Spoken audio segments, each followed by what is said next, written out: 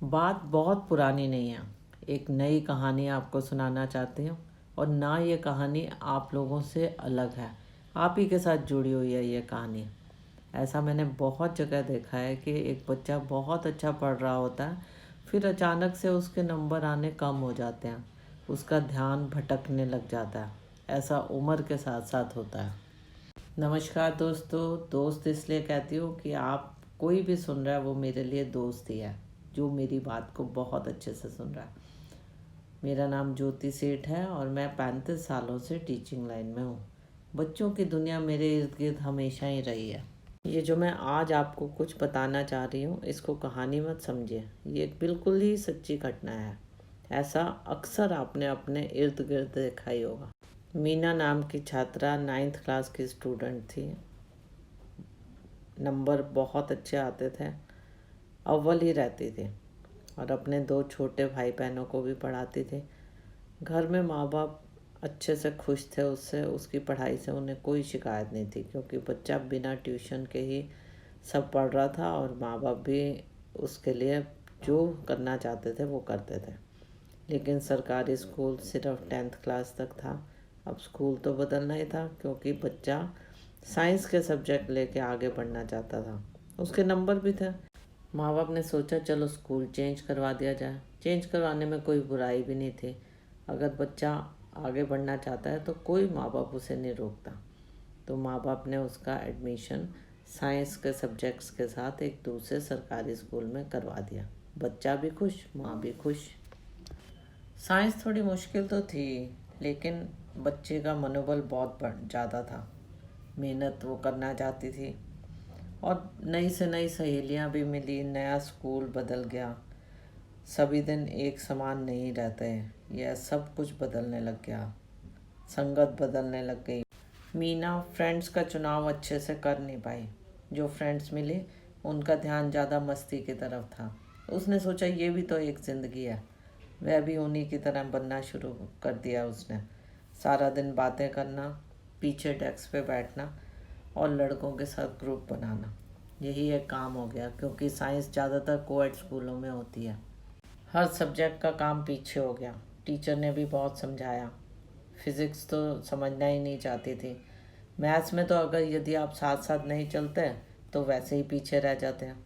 School bunk करके movies देखने लगे। ग्रुप 2 से बढ़कर 4 का हो गया। बैग बस्ता छोटी बहन को दे दिया जाता था। पेरेंट्स की समझ में कुछ नहीं आ रहा था। वो सोचे थे बच्चा तो ठीक ठाक चल रहा है, लेकिन नंबर कम नहीं आ रहे। उन्हें लग रहा था बच्चा साइंस से डर गया है, काम अच्छे से कर नहीं पा रहा। लेकिन बात तो संगत की थी। यदि संगत ठीक होती तो मीना बहुत आगे बढ़ जाती, लेकिन ये बात मीना को समझ में नहीं आ रही थी। वो बच्चों के साथ घूम रही थी। माँ और परेशान होने लग गई। उसने सोचा कि शायद मैंने गलती कर दिया उसका स्कूल बदल के। फर्स्ट टर्म के रिज़ल्ट आए। मीना के अच्छे नंबर बिल्कुल भी नहीं आए, क्योंकि जिन बच्चों के साथ वो बैठती थी वह पढ़ने वाले बच्चे नहीं थे, केवल टाइम पास कर रहे थे। मीना सबसे पीछे रहने लग गई। माँ इस बात पे विश्वास करने को तैयार नहीं थी कि बच्चा घर में पढ़ता नहीं है। स्कूल से उसे रोज़ डांट पड़ती थी। बच्चे के पास होने के आसार दिख नहीं रहे थे। आखिर में रिज़ल्ट भी आ गया। 4 के ग्रुप में केवल मीना ही फेल हुई, बाकी 3 बच्चे पास हो गए। मीना बहुत हैरान थी। सोचने लगी ये भी तो इसके मेरे साथ ही मस्ती करते थे, फिर ये कैसे पास हो गए और मैं कैसे फेल हो गई। लेकिन ऐसा बहुत बारी होता है कि फ्रेंड्स दूसरों को गुमराह कर देते हैं। इसमें अपने बच्चे को अपनी अकल चाहिए। मीना को सोचना चाहिए था कि ये जो बच्चे इसके साथ टाइम पास कर रहे हैं, ये घर जाके अच्छे से पढ़ाई भी कर लेते हैं। यह बात मीना को समझने में देर हो गई। उसे समझ ही नहीं आई और उसका ज़िंदगी का 1 साल ख़राब हो गया और वो 1 साल पीछे हो गई। अब उसे पता चला कि जब भी कोई फ्रेंड्स बनाओ तो उनको परखो भी। अब देखिए, हर बच्चा खुश था, नाच गा रहा था। वो 1 साल आगे चले गए थे, लेकिन मीना पीछे ही रह गई। यह सब मीना की अपनी गलती से हुआ। बुरी संगत हमेशा तुम्हें पीछे धकेलती है और अच्छी संगत तुम्हारी ज़िंदगी में ग्रोथ करती है।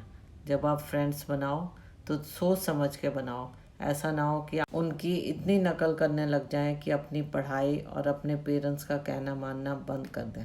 आपकी ज़िंदगी की बागडोर आप ही के हाथों में है, आप ही ने अपनी ज़िंदगी को चलाना है, पेरेंट्स को नहीं। तो ये स्टोरी आप ही के लिए थी, ये भी एक सच्ची घटना है। अगर आपको पसंद आई हो तो लाइक करें और सब्सक्राइब का बटन भी ज़रूर दबाएं। धन्यवाद।